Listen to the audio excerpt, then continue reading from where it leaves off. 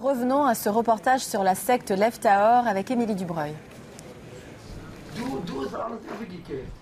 Ils se sont donné le nom de Lev Tahor, ce qui veut dire en hébreu « la communauté au cœur pur ». Mais en Israël, où a été créé ce groupe juif fondamentaliste, on les surnomme plutôt les talibans. Peut-être à cause de ce grand voile noir dont sont couvertes les femmes, comme les toutes petites filles, des filles qui ne vont pas à l'école et qui ne reçoivent que l'enseignement prodigué par leur mère, des filles que l'on marie le plus tôt possible. I turn now 15.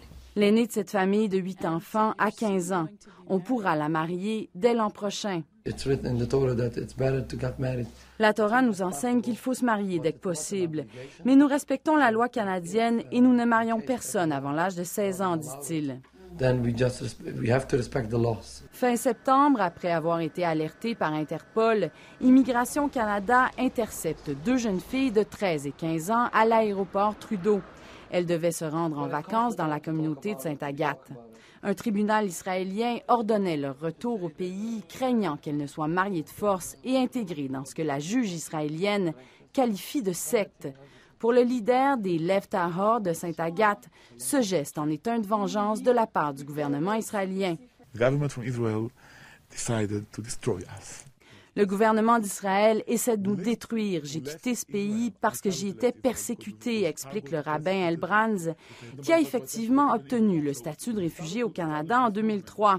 Son groupe préconise que l'État d'Israël doit être dirigé par les Arabes parce que Dieu n'a pas encore redonné le droit aux Juifs de revenir à la terre promise.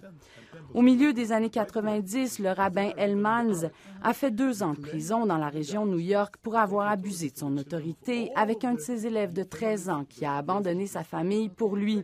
Il n'y a pas que les Israéliens qui désapprouvent le mode de vie des Lev Tahor.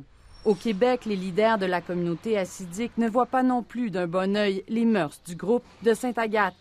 C'est une secte complètement dehors de communauté chassidique. Le leader charismatique des Lev Tahor dirige l'enseignement religieux que reçoivent les garçons du groupe dans un système qui échappe complètement au contrôle du ministère de l'Éducation, ce qui contrevient à la loi québécoise. Émilie Dubreuil, Radio-Canada, Sainte-Agathe-des-Monts.